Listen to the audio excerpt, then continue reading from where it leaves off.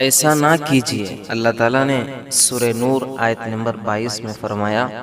وَلَا يَأْتَلِ أُولُو الْفَضْلِ مِنْكُمْ وَالسَّعَةِ أَنْ يُؤْتَى أُولِي الْقُرْبَى وَالْمَسَاكِينَ وَالْمُهَاجِرِينَ فِي سَبِيلِ اللَّهِ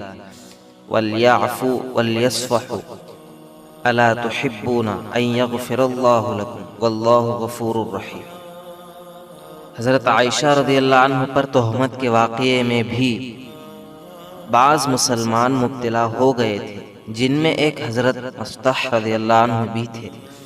جن کا شمار جلیل القدر بدری صحابہ میں ہوتا ہے، اور یہ حضرت عائشہ رضی اللہ عنہ کے والد محترم حضرت ابو بکر رضی اللہ عنہ کے رشتہ دار بھی تھے، اور مفلس ہونے کی وجہ سے حضرت ابو بکر رضی اللہ عنہ حضرت مصطح رضی اللہ عنہ کی پہلے سے ہی مدد کر رہے تھے۔ لیکن جب حضرت ابو بکر رضی اللہ عنہ کو اس تہمت والے واقعے میں ان کے مبتلا ہونے کا علم ہوا تو ان سے رنج ہوا، تو رنج ہونے کی وجہ سے انہوں نے قسم کھا بیٹھے کہ آئندہ ان کی کوئی مالی مدد نہیں کریں گے۔ حضرت ابو بکر رضی اللہ عنہ کو جن سے رنج و ملال ہوا یا ہونا طبعی امر تھا، اس لیے مدد نہ کرنے کی قسم کھائی۔ اللہ تعالیٰ نے ایک طرف اس صحابی کی اس لغزش کو معاف فرما دیا، تو دوسری طرف حضرت ابو بکر رضی اللہ عنہ کی اس قسم کے بارے میں یوں فرمایا کہ جو لوگ تم سے وسعت والے ہیں وہ رشتہ داروں کو دینے سے قسم نہ کھا بیٹھے،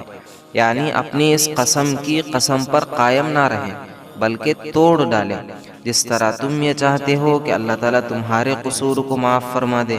تو اسی طرح تم کو بھی چاہیے کہ اپنے قصورواروں کو معاف کر دو۔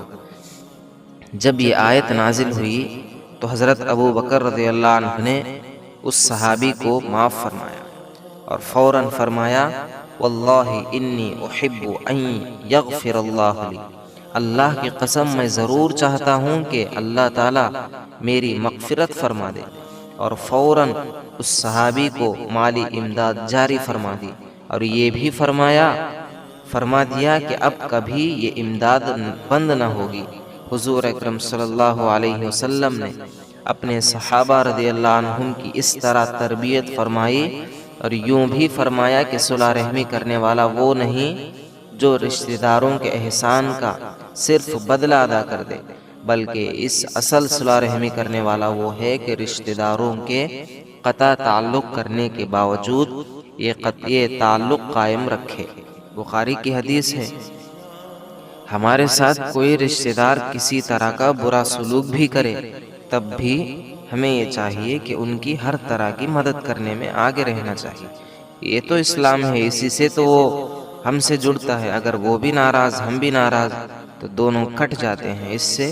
اسلام کا نقصان ہوتا ہے۔ اور جو بندہ کسی بندے کے گناہوں کو، کسی بندے کے قصور کو، کسی بندے کے حق تلفیوں کو، کسی بندے کے زیادہ زبانی پر، زیادہ بولنے پر، غیبت کرنے پر وہ معاف نہیں کرتا، تو پھر ہم بھی تو گنہگار ہیں، تو ہم بھی اللہ تعالیٰ کے کتنے حکم عدولی کریں گے، نبی کی اطاعت کے بغیر کتنی زندگی گزار لی ہے، تو پھر اللہ تعالیٰ ہمیں بھی کیسے معاف کرے گا؟ تو اللہ کی معافی چاہتے ہیں تو بندوں کو بھی معاف کرنا چاہیے۔ اللہ کے نبی نے ایک حدیث میں فرمایا لا یرحمہ اللہ من لا یرحم الناس، جو لوگوں پر رحم کرتا ہے اللہ تعالیٰ اس پر بھی رحم فرماتے ہیں۔ رشتہ دار زیادہ حقدار ہوتا ہے۔ وَأُولُو الْأَرْحَامِ بَعْضُهُمْ أَوْلَى بِبَعْضٍ فِي كِتَابِ اللَّهِ مِنَ الْمُؤْمِنِينَ وَالْمُهَاجِرِينَ إِلَّا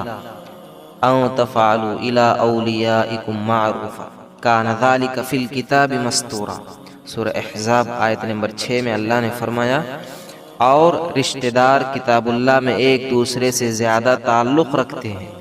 یہ نسبت دوسرے مومن اور مہاجرین کے ہیں، مگر یہ کہ تم اپنے دوستوں سے کچھ سلوک کرنا چاہو تو وہ جائز ہے۔ یہ بات لوح محفوظ میں لکھی جا چکی ہے۔ ابتدائے اسلام میں جبکہ مکہ مکرمہ سے مدینہ منورہ کی طرف مسلمانوں کی ہجرت کا سلسلہ رہا، مکہ سے آنے والوں کو مہاجر اور مدینے میں رہنے والوں کو انصار کہا گیا، اور مہاجرین کی خستہ حالت کے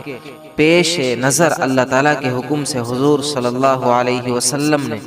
مہاجرین اور انصار کے درمیان مواقعات، بھائی چارگی کا رشتے کے ذریعے ایک دوسرے کے وارث بننے کے متعلق حکم بھی جاری فرما دیا تھا۔ پھر جب مکہ فتح ہو گیا اور لا ہجرت بعد الفتح، فتح مکہ کے بعد ہجرت نہیں کا اعلان کیا گیا، تو مہاجرین اور انصار کے درمیان وارث بننے کا جو قانون تھا وہ منسوخ ہو گیا، اور دائمی قانون بنا دیا گیا کہ جو لوگ رشتہ دار ہیں میراث کے اعتبار سے شریعت کے حکم میں ایک دوسرے کے زیادہ حقدار ہیں، اگرچہ کہ سارے ہی مسلمان ایک دوسرے کی امداد اعانت کریں گے، لیکن وراثت کی تقسیم کے بارے میں اب رشتہ داری ہی معیار ہوگی۔ وراثت میں کسی رشتہ دار کو کتنا حصہ ملنا چاہیے، قرآن کریم نے خاص رشتہ داروں کے حصے بیان فرما دیا گیا، جن کی تفصیل فقہائے کرام نے کئی کتابوں میں مکمل طور سے لکھ دی گئی ہے، جن سے ہر شخص رہنمائی حاصل کر سکتا ہے۔ نیز ضرورت پڑنے پر اپنے اپنے علاقے کے دارالقضاء اور دارالافتاء سے فیصلہ اور فتویٰ بھی لیا جا سکتا ہے۔ جو لوگ اپنے مفاد کے خاطر اسلامی عدالتوں سے انحراف کرتے ہوئے غیر اسلامی عدالتوں سے رجوع ہوتے ہیں اور ظلماً اپنے رشتہ داروں سے جائیداد حاصل کر لیتے ہیں، وہ لوگ در حقیقت قوت ایمانی سے محروم ہیں اور نفاق کی جال میں پھنسے ہوئے ہیں۔ اللہ تعالی ہم سب کو عمل کی توفیق عطا فرمائے۔